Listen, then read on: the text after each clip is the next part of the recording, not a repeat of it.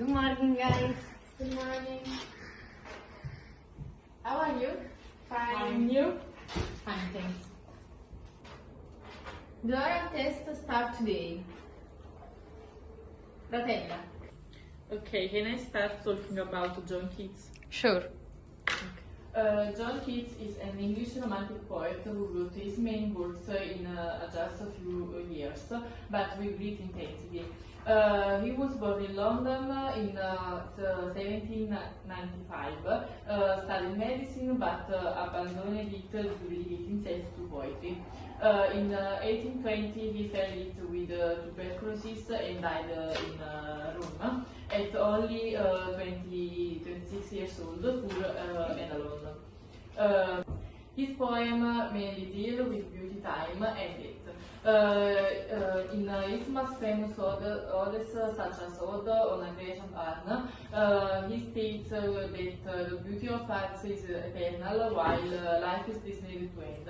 In conclusion, he writes that beauty is true, truth beauty. Keats is not interested in politics, but in imagination and beauty. His main idea is negative capability, meaning the ability to create poetry without overthinking, guided by imagination. He is influenced by ancient Greek culture and nature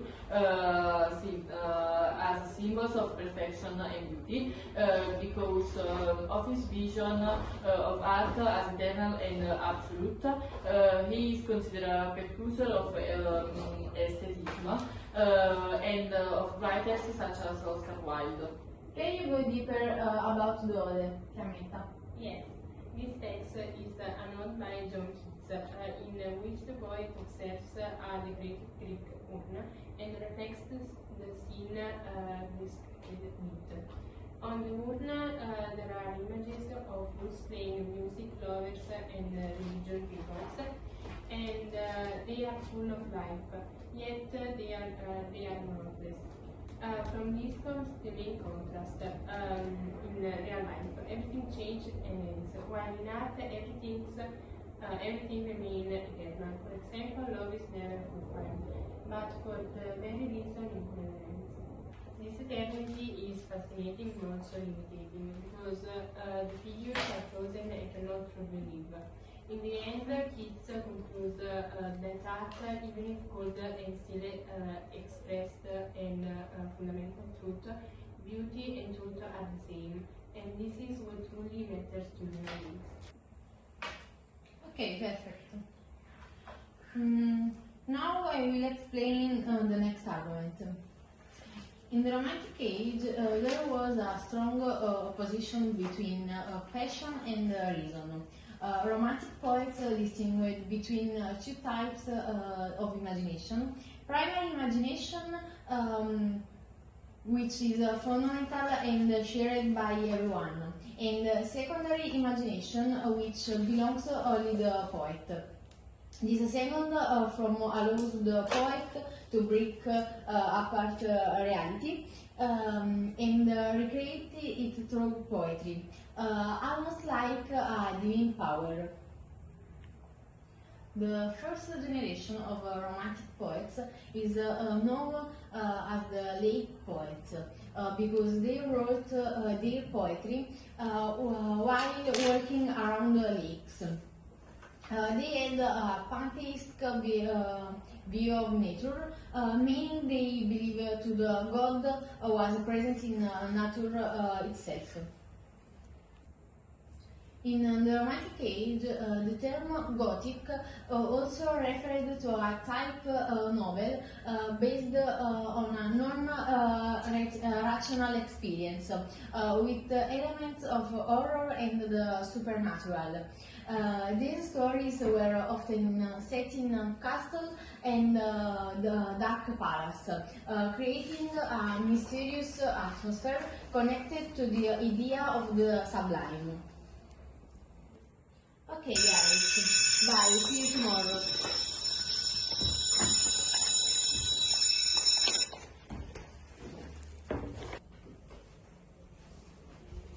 Guys, For tomorrow, I want someone who talks about Mary Shelley and remember watch Frankenstein. Okay, bye. Bye.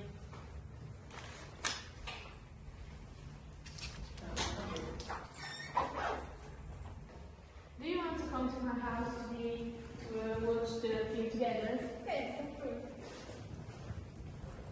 Guys, for tomorrow we need to study also this part of the book. I have already studied it. Can you tell me something about the first part? Yes, sure. The passage from Frankenstein describes the creator's journey as one marked by isolation and suffering. At first, he is filled with anger and a desire for revenge. But for a brief moment, with the arrival of spring, he experiences positive emotion again and feels a sense of peace while observing nature beauty. This calm is interrupted when the creator saves a little girl who has fallen into a river. Despite his good deed, he is seen afraid by a man who attacks him and shoots him, severely wounding him. After this event, the creator completely looks his heart in human beings and shifts from kindness to total hatred, swearing revenge against humanity. In short, the text shows how rejection and fear from others transform the creature. Even when he does good, he is treated as a monster, and this pushes him toward violence and resentment. Okay guys, let's start watching the film for tomorrow.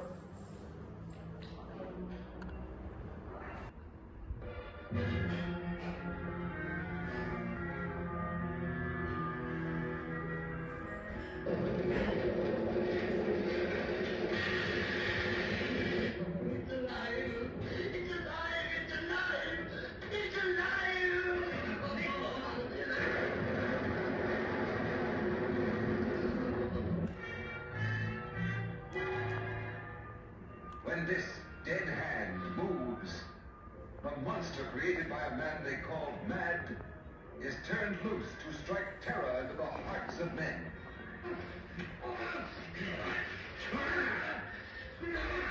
To shock women into uncontrolled hysteria.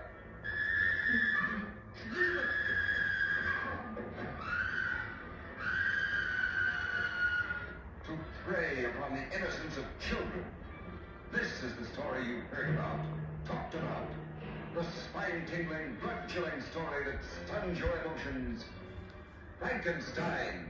Don't touch that!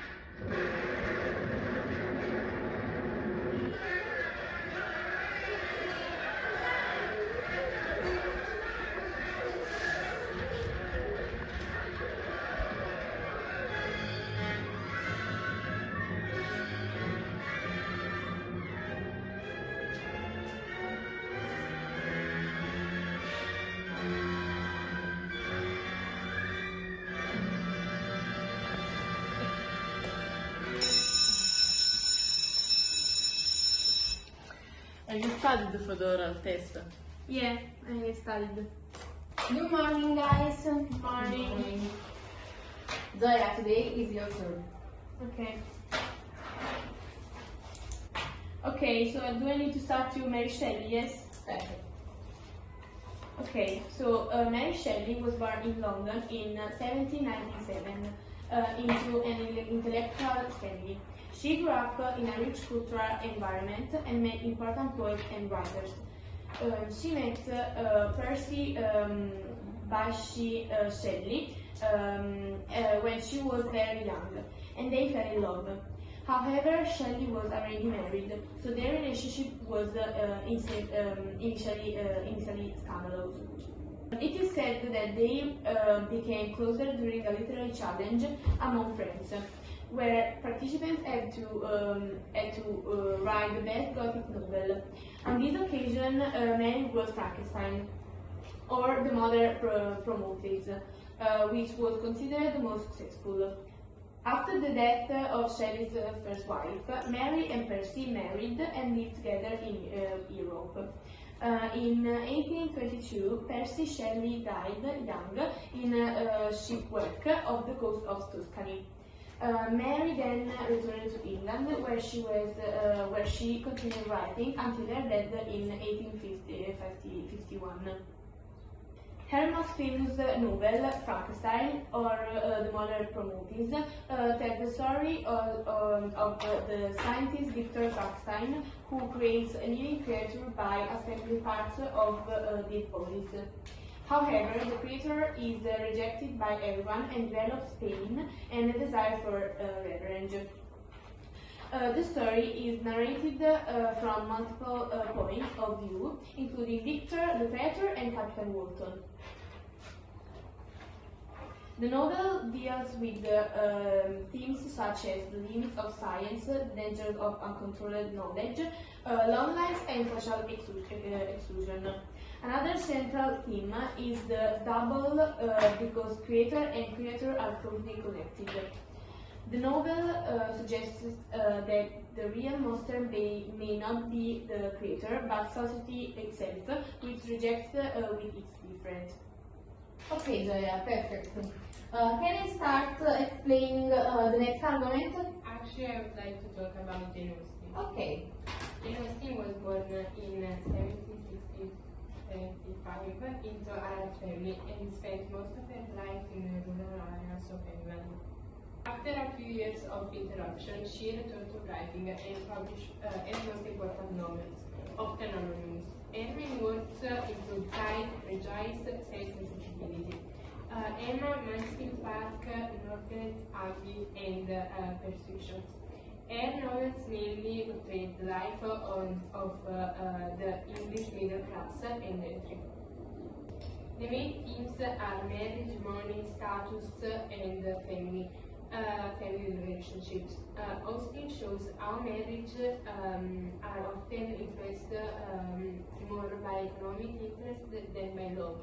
Her stories take place in calm, everyday settings without major historical events or adventures. Her style is characterized by realism, precision, and irony.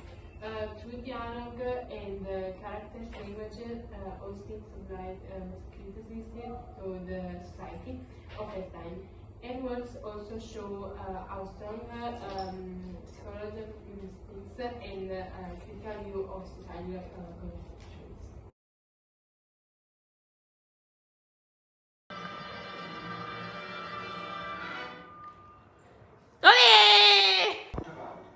The spine-tingling, blood-chilling story that stuns your emotions. Frankenstein.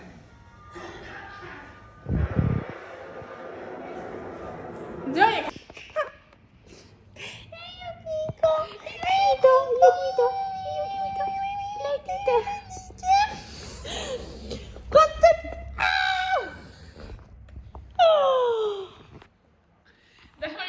Bomboclat, pussyclat, rasclat. Sono i due Questa è la crisi. Was the first reaction? Shock. Shock because Che è successo? Anch'io sono volta, sì. Morgana non è mai cattedra, cara, mi dispiace di tutto. Morgana non si può chiudere. Va bene, vi saluto e me ne vado. Saluto generale. Ciao Anna. Vedi mamma con gli altri.